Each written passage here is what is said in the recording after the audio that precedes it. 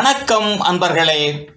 தகவல் சாளரம் வழங்கும் அறிவியல் உண்மைகள் சயின்டிஃபிக் ஃபேக்ட்ஸ் காணொளி தொடருக்கு தங்களை அன்புடன் அழைக்கின்றேன்.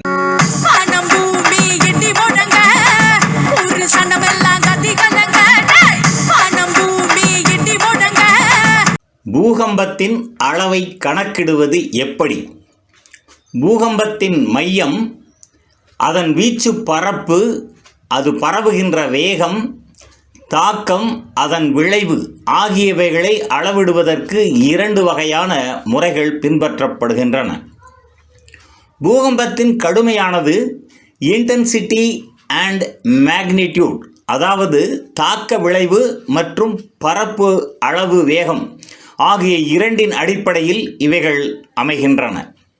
தாக்க விளைவு என்பது மனிதர்கள், விலங்குகள், மரங்கள், கட்டிடங்கள், மண் பரப்பு முதலியவைகளின் மீது பூகம்பம் ஏற்படுத்தும் பாதிப்பின் அடிப்படையில் பூகம்பத்தின் கடுமையை மதிப்பிடுவது ஆகும்.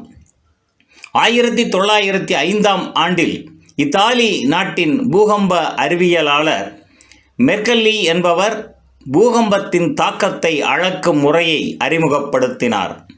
இது ரோமானிய எழுத்தில் 1 முதல் 10 வரையான எண்களை கொண்டு மெர்கல்லி ஸ்கேல் என அழைக்கப்பட்டது.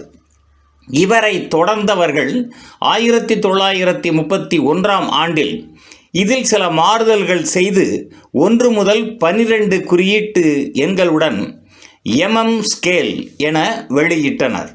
பூகம்ப அறிஞர்களால் தொடர்ந்து நடத்தப்பட்ட ஆராய்ச்சியின் விளைவாக அமெரிக்க நாட்டின் ரிக்டர் என்பவர் 1935ஆம் ஆண்டில் பூகம்ப மையம், அதன் பரவும் பரப்பு, பரவுகின்ற வேகம் முதலியவைகளை அடிப்படையாக கொண்ட ஒரு அளவீட்டு முறையினை அறிமுகப்படுத்தி அது அனைவராலும் ஏற்றுக்கொள்ளப்பட்டது.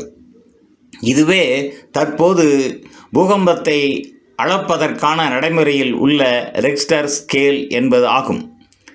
இந்த அளவீட்டு கருவியின்படி பூகம்பத்தின் மையப்பகுதியிலிருந்து 100 கிலோமீட்டர் தூரத்தில் அலைவீச்சின் வேகம் 1 மைக்ரான் என்பது 0 என எடுத்துக்கொள்ளப்பட்டு அந்த அலைவீச்சின் வேகம் அதிகரிப்பதற்கு ஏற்ப ரிக்டர் அளவு 1, 2, 3 என உயர்ந்து கொண்டே போகின்றது.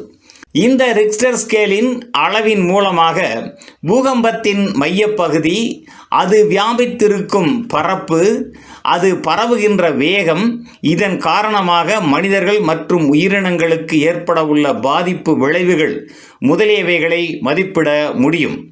இந்த ரிக்டர் ஸ்கேல் மூலமாக உலகம் முழுவதும் ஒரே அளவீட்டு பயன்பாட்டில் பூகம்பத்தை ஒப்பிடுவதும் சாத்தியம் ஆகின்றது. நன்று நண்பர்களே, தகவல் சாளரம் வழங்கும் அறிவியல் உண்மைகள் தொடரின் பிறிதொரு காணொளியில் மீண்டும் சந்திப்போம்.